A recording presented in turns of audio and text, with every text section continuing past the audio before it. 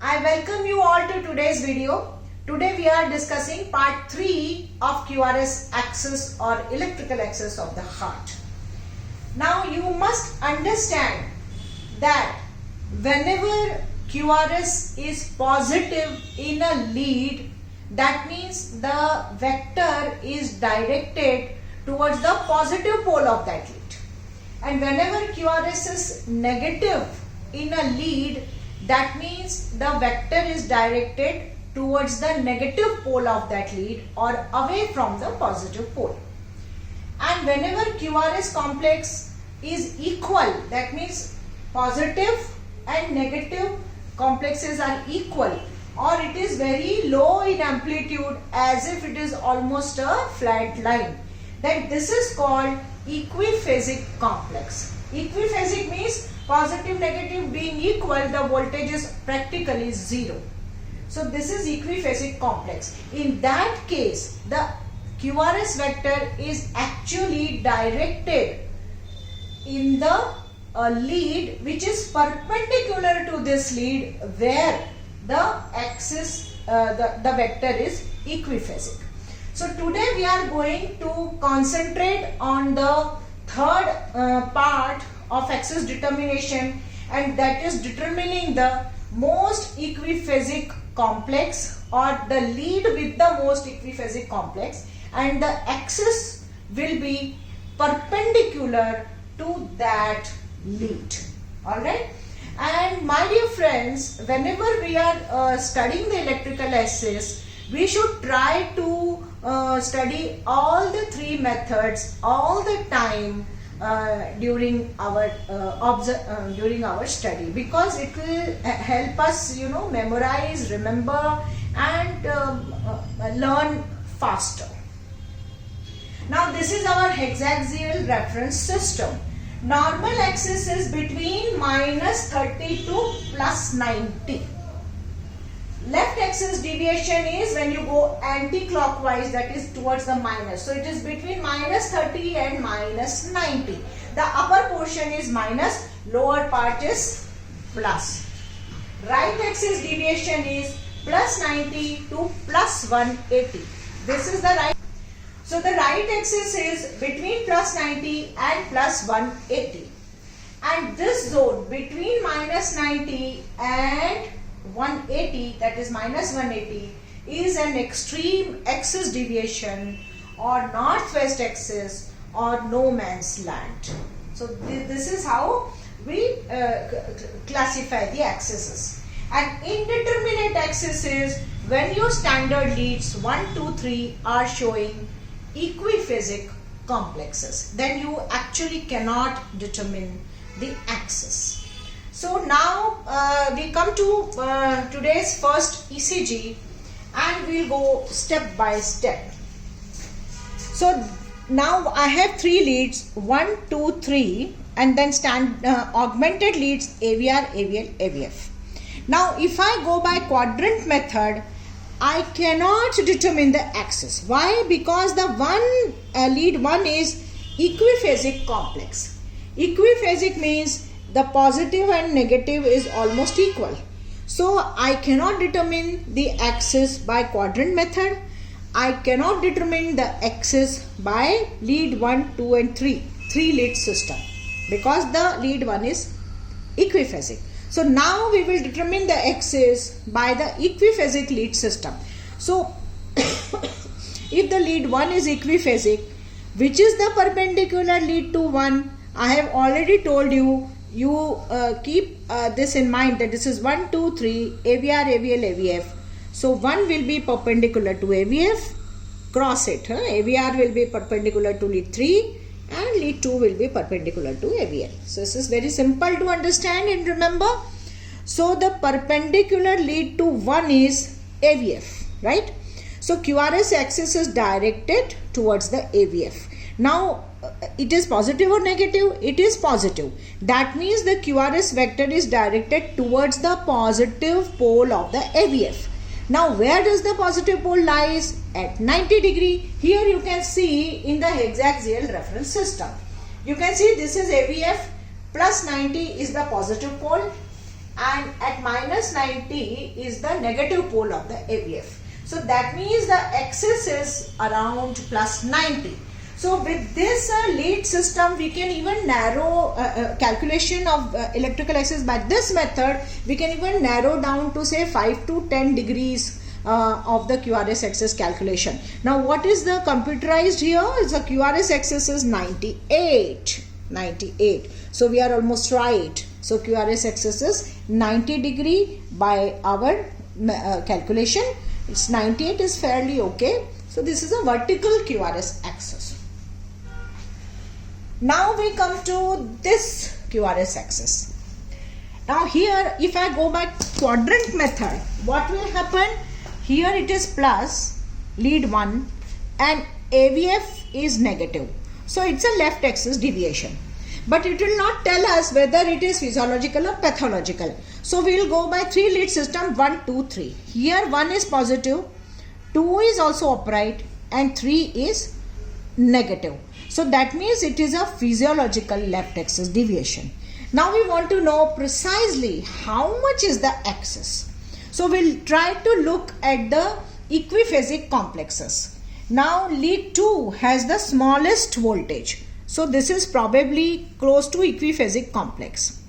And then if we look at AVF, so it has a negative and a positive, almost equal, although negative is more. So this is also can be called an equiphasic complex. So when you have two complexes which are almost looking like equiphasic, you have to split the axis between them. So now we'll take first lead 2 into consideration. So if it is supposedly equiphasic, supposedly because it is little more positive. So what is the perpendicular lead to 2? We know that it is straight away AVL.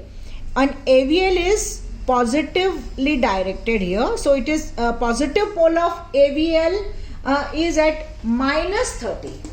See here, positive pole of, because AVL looks from the left shoulder, right, and above 0 it's minus. So AVL's positive pole is at minus 30 and plus 50 its negative pole is there, right? So that means axis is minus 30 according to this. Now if we go by AVF, the perpendicular lead to AVF is lead 1 and lead 1 is showing a positive complex. That means it is directed towards the positive pole of lead 1. Now positive pole of lead 1 is 0 degree. So axis is between 0 and minus 30. And now we have to split. There is a difference of 30 degree between each lead, between two lead axes. So it will be 50. So it will be minus 50. So what is the axis here? Minus 50. That will be the axis. And what is the computer telling? Oh, there we go. Computer is also calling it minus 50. So bingo. We are absolutely on the point here. So this is a split axis method. Now this is third.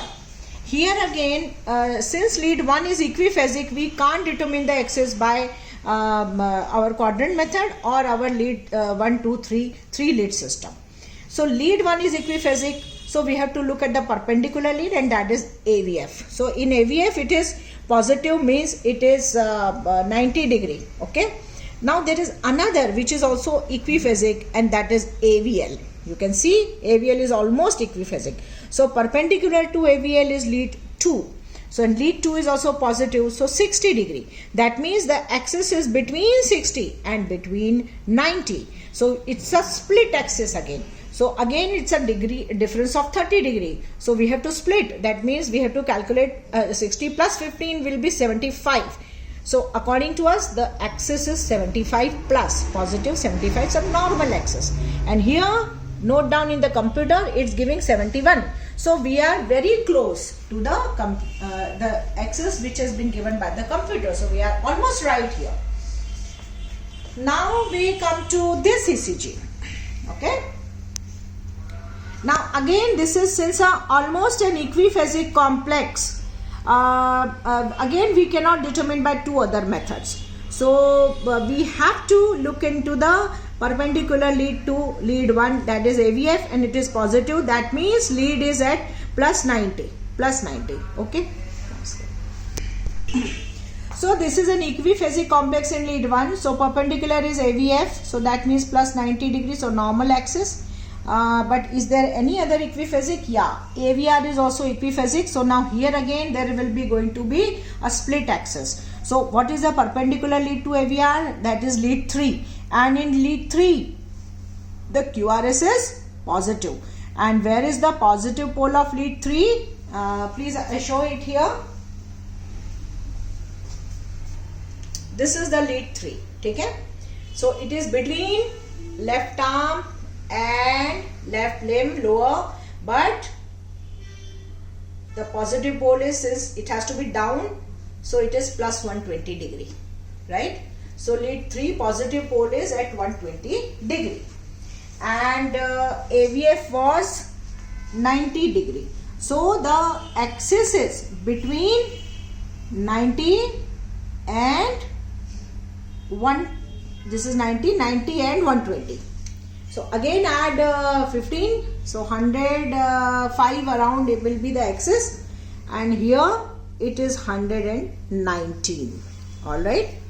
So we are off by a little few degrees, but we know that is right axis, and it is close to 105 or 110 and so, right. Now we come to the next. Now here if we go by quadrant method, it is positive and AVF is positive, so it's a normal axis. If we go by 3 lead system, it is positive, and there is some little negative complex here because of Q wave, but predominantly positive. It will be more, a little more, but then it is again a normal axis because both leads it is positive. Now we want to know how much it is. Positive means what? It will be between minus 30 to plus 90. So we want to narrow it down. So we will look at the most equiphasic complex, and this lead 3 of course is showing the most equiphasic complex. So perpendicular lead to lead 3 will be AVR, right? And AVR has a negative complex. That means the complex is directed towards the negative pole of AVR. Now let me show you on the hexaxial where is the negative pole of AVR. Okay. So AVR looks from the right shoulder, and right shoulder means it looks from the minus 150, and here it will be positive pole of AVR. Okay, because it is looking from here. So positive pole is here and negative pole of AVR is at plus 30, because below this line everything is plus. So at plus 30 there is negative pole of AVR. So our axis is going to be around plus 30. Alright. And what is the computer showing? Computer is showing at 36. So we are quite close to the axis. So we are right. So it's a normal axis around 36. So by this method, equiphasic complex method, and looking into perpendicular lead, we can narrow down the calculation of the QRS axis to like 10 degrees or 5 degrees or so, right? Most of the time. Sometimes we may still be wrong, but most of the time we can do it correctly. Now, okay. Again by quadrant method, one is upright, AVF is upright, it's a normal axis. That means normal means minus 30 to 90 degree. But if you look at the 1, 2 and 3, it is normal axis. So there is no physiological left axis also. So it will be between 0 to 90 degree. Alright. But you want to know how much it is. So look at the lead which is most biphasic, and here it is AVL because it is almost showing no complex, the teeny bitty complex like this, right? So the perpendicular lead to AVL is lead 2, and lead 2 is at 60 degree. The positive pole of lead 2 is at 60 degree. So the axis is 58 given here. So we are right. Okay. So axis is normal at 60 degree. Right. Now look at this ECG. Again, if we go by quadrant method, one is upright and AVF is negative. So it's a left axis, but it will not tell you whether it's a physiological left axis or a pathological left axis, right? So we'll go by 3 lead system, 1, 2, 3. So we know that 1 is positive, 2 and 3 are negative. That means it is a pathological left axis. And pathological left axis means it is beyond minus 30, right? Now we want to know how much is the axis. So we'll go by most equiphasic complex. And we know AVR is the most equiphasic complex, right? So which is the lead perpendicular to AVR? Lead 3. And what is the complex in 3? Negative. That means it is directed towards the negative pole of lead 3. Now I'll show you on Hex axial system. Where is the negative pole of lead 3? So positive pole was here down and negative pole is at minus 60. Right? This is the negative pole of lead 3 at minus 60. So the axis is around minus 60. Now what is the computer telling here? Computer is again giving it minus 60. So bingo, we are absolutely on spot correct. Now come to this ECG. Now here by quadrant method, 1 is upright, AVF is negative, it's negative. And by standard also, the 3 lead system, 1, 2, 3, this is negative, negative. So it is a pathological left axis. It is beyond minus 30.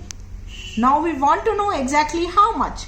So we can see that the most biphasic lead is lead 2, right? So the perpendicular lead will be AVL and AVL is upright. That means towards the positive pole of AVL. And AVL since looks on the left shoulder, its positive pole is at minus 30, right? So the axis is minus 30 and it is showing here minus 36. So we are quite okay with it. We are quite accurately, we have interpreted the axis here. Now this is one axis which we cannot determine. So this is called indeterminate axis. You can see it's biphasic in lead 1, biphasic in lead 2, biphasic in lead 3. And actually it is biphasic in the augmented leads also. This was a case of hypertrophic obstructive cardiomyopathy, and this I have taken from the Google, and this is an indeterminate axis. So here we cannot determine the axis. So that also happens. So actually mostly indeterminate axis is seen when the QRS complex is very low voltage, like in pericarditis or cardiac tamponade and stuff like that. But here it's a case of hypertrophic obstructive cardiomyopathy with an indeterminate axis. So today, my dear friends, we have discussed all aspects of the QRS axis, and we should practice every day all the 3 methods in a given ECG, and so that we learn better. So keep learning, keep spreading the knowledge, and Jai Hind.